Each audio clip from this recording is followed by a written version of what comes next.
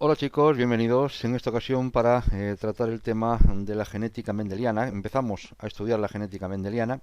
En este primer vídeo únicamente vamos a ver unos conceptos generales que nos van a introducir y una pequeña introducción sobre la figura de Mendel, como digo, que nos van a introducir en los vídeos que haré a continuación sobre ya las leyes de Mendel y otros aspectos sobre este tema. Bien, como digo, entonces vamos a comenzar este tema. Como siempre, recordaros que todos los vídeos los tenéis en la web www.canalbiologia.com, ¿vale? Y entonces comenzamos como hablando un poquito de lo que es la figura de Mendel, ¿no? De Gregorio Mendel. Bien, deciros que el fenómeno mediante el cual los caracteres se transmiten de padres a hijos es lo que recibe el nombre de herencia biológica, y esta ciencia o la ciencia que se encarga del estudio de este fenómeno es la genética. Existen dos formas de enfocar el estudio de la herencia biológica. Uno de ellos ya lo hemos visto, ya tenéis todos los vídeos grabados, que es sobre qué sería la genética molecular. En el canal ya tenéis todos los vídeos sobre genética molecular. Y deciros que, a modo de resumen, que la genética molecular se desarrolló a partir del descubrimiento de la estructura del ADN y de su capacidad de replicación. Permitió conocer cómo está contenida en el ADN la información que va a determinar los caracteres y cómo se transmite esa información de padres a hijos a través de los gametos. Como ya hemos visto en esos vídeos que os comentaba, actualmente se pueden localizar en el ADN los genes que se quieren estudiar, establecer la secuencia de sus bases. También se puede conocer qué proteínas se forman por expresión de esos genes y cuál va a ser su actividad biológica. Esto en cuanto a lo que es una de las partes del estudio de la genética, del estudio de la herencia biológica, que es la genética molecular. Pero por otra parte está la genética clásica, o también llamada genética mendeliana. Y es genética mendeliana, pues se llama así porque parte de los descubrimientos de Mendel. Los hizo entre 1858 y 1866. Y lo que hizo Mendel fue cruzar individuos de la misma especie, pero de razas diferentes. Estas razas se distinguían en algún carácter. Él estudió cómo se transmiten esos caracteres de generación en generación y, como consecuencia de todo esto, llegó a deducir las leyes que regulan esta transmisión, que son las leyes de Mendel. Los trabajos de Mendel, decir que tuvieron un gran mérito, pues fueron realizados cuando lógicamente aún no se conocía el ADN, ni se sabía cómo pasa la información a la descendencia. A pesar de este descubrimiento, las leyes formuladas por Mendel fueron acertadas y se pueden explicar hoy en base a lo que conocemos o a lo que sabemos del ADN. ¿De acuerdo? ¿Está entendido? Bien, entonces, hecho este primer preámbulo, vamos ya a continuar con los conceptos que os comentaba, conceptos básicos sobre la genética mendeliana, y que nos van a servir para poner las bases de lo que va a ser los vídeos siguientes. ¿De acuerdo? Bien. El primer concepto que quiero que entendáis es el concepto de carácter hereditario. El carácter hereditario es cada una de las particularidades morfológicas o fisiológicas de un ser vivo. Eso es un carácter hereditario. Por ejemplo, ojos negros, pelo rizado, presencia de amilasa en la saliva, es decir, son todo particularidades morfológicas o fisiológicas de un ser vivo. Los caracteres de cada individuo dependen de la actividad, lógicamente, de las proteínas codificadas por sus genes. ¿Vale? Bien, siguiente concepto que quiero que veamos ahora es el concepto de gen. ¿Qué es un gen?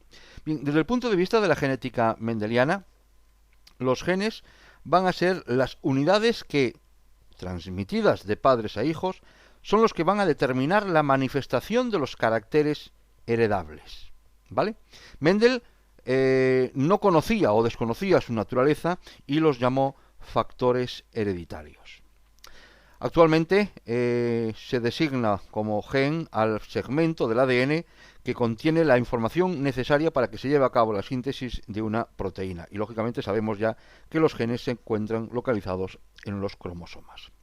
Deciros también que el lugar que ocupa cada gen en un cromosoma se denomina locus, ¿vale? Muy bien. Siguiente concepto es el concepto de genes alelomorfos o alelos. Y ahí tenéis un dibujo que va a servir para ayudar a comprender este punto. Mirad, se denomina genes alelomorfos o alelos, se llama así a los genes que van a informar sobre un mismo carácter. Deciros que en los organismos diploides cada carácter está regido o viene determinado por dos alelos, situados en locus equivalentes de cromosomas homólogos. Por lo tanto, ¿esto qué significa? Que de los dos alelos que rigen cada carácter, de los dos alelos que van a determinar cada carácter, uno tendrá la procedencia paterna y otro será de procedencia materna. Ahí tenéis en la figura, ¿vale?, los cromosomas homólogos de los cuales estamos comentando. Genes que informan para los mismos caracteres. Y ahí tenéis los diferentes colores y veis cómo hay un color que se corresponde en el cromosoma paterno y también en el cromosoma materno. De tal manera que los dos, tanto la parte paterna como la parte materna, es lo que va a determinar los dos alelos que rigen cada carácter. ¿Vale? Bien. Deciros que pueden ocurrir dos casos. Por un lado, que los dos alelos que rigen un determinado carácter sean idénticos. En este caso hablaremos de que el individuo es homocigótico, ¿vale?, o puro, homocigoto o puro, para ese determinado carácter. En este caso, los dos alelos se van a representar siempre con la misma letra, cuando hagamos los problemas de genética, ¿vale? En este caso, en el caso de que estemos hablando de individuos homocigóticos o individuos puros, ¿vale?, en este caso los dos alelos se van a representar con la misma letra. Es decir, podemos hablar de A grande o o A pequeña.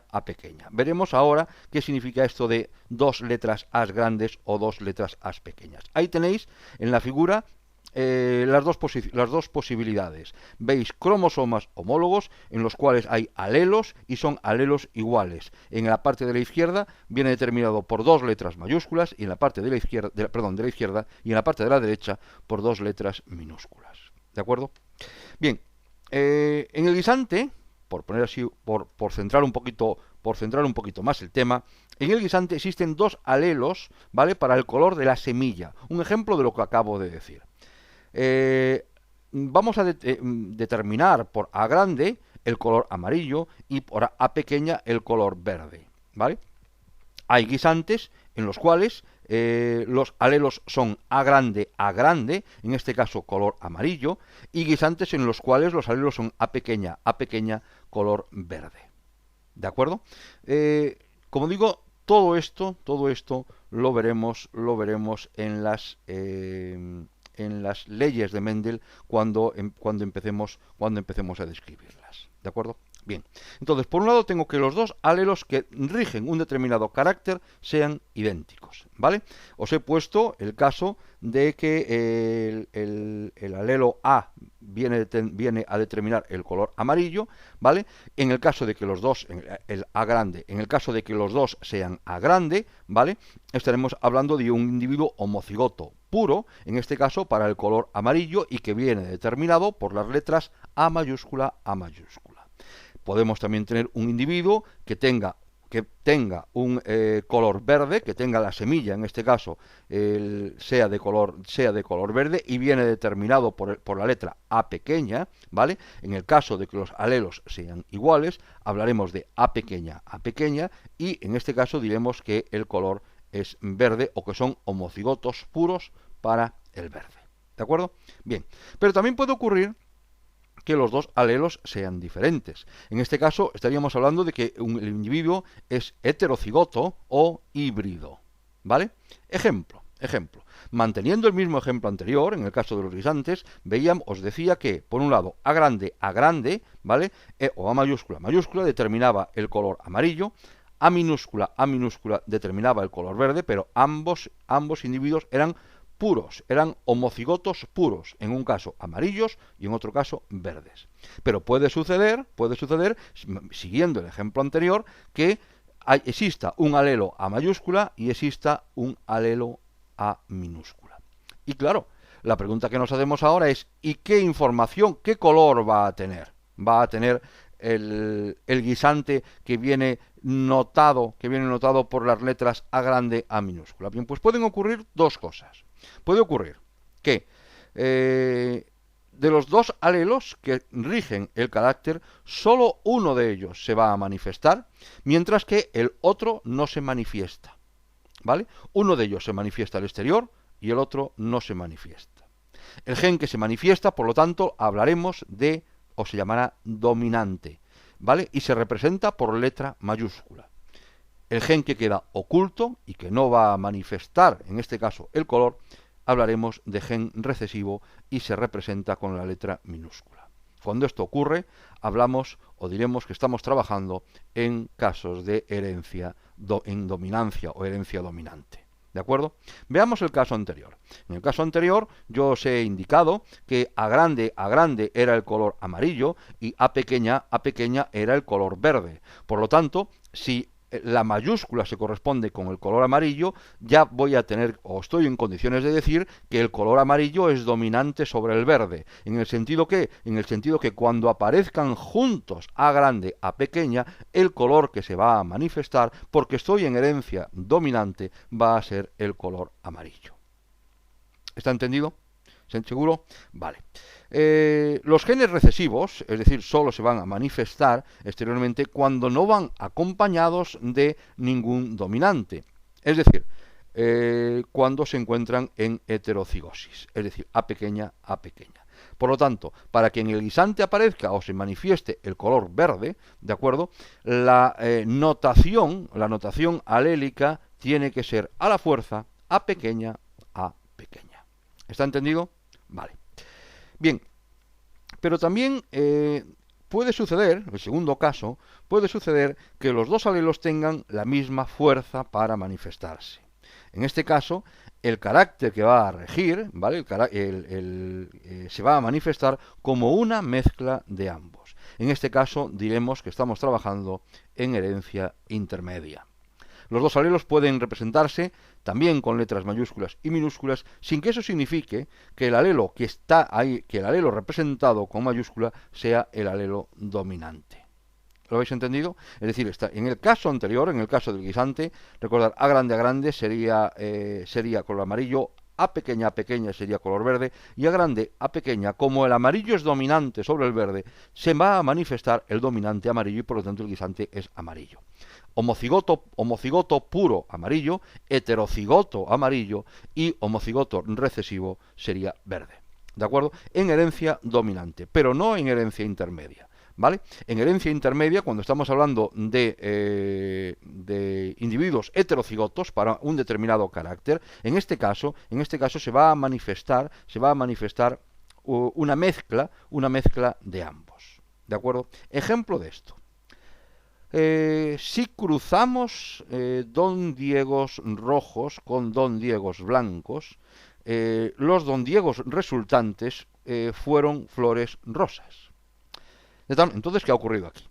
Ha ocurrido que si llamamos R grande al alelo que determina el color rojo y llamamos R pequeña al alelo que determina el color blanco, los don Diegos rojos tendrán que ser a la fuerza R grande, y los don Diegos blancos tendrán que ser a la fuerza R pequeña. ¿Qué pasa con la herencia intermedia? ¿Qué pasa con los heterocigotos? R grande y R pequeña. Como no hay ninguno que domine, como no hay ninguno que domine, porque ya me lo está diciendo el problema, me está diciendo que aparecen flores rosas. Si aparecen flores rosas, ¿vale? Es que cuando se juntan los dos alelos, el mayúscula, el R grande y el R pequeña, va a aparecer un carácter independiente o diferente de los dos, tanto de rojo como blanco. Por lo tanto, R grande, R pequeña es el que se corresponde con el color rosa. ¿Vale? Todo esto, como digo, lo veremos cuando estudiemos las leyes de Mendel y hagamos o veamos los problemas correspondientes a este capítulo. Quiero terminar hablándoos de genotipo y hablándoos de fenotipo. Los genes que posee un individuo, ¿vale? Para un determinado carácter, supone el genotipo, ¿vale? Mientras que la manifestación de ese carácter es lo que se llama fenotipo. Por lo tanto, vamos a relacionarlo con el ejemplo anterior.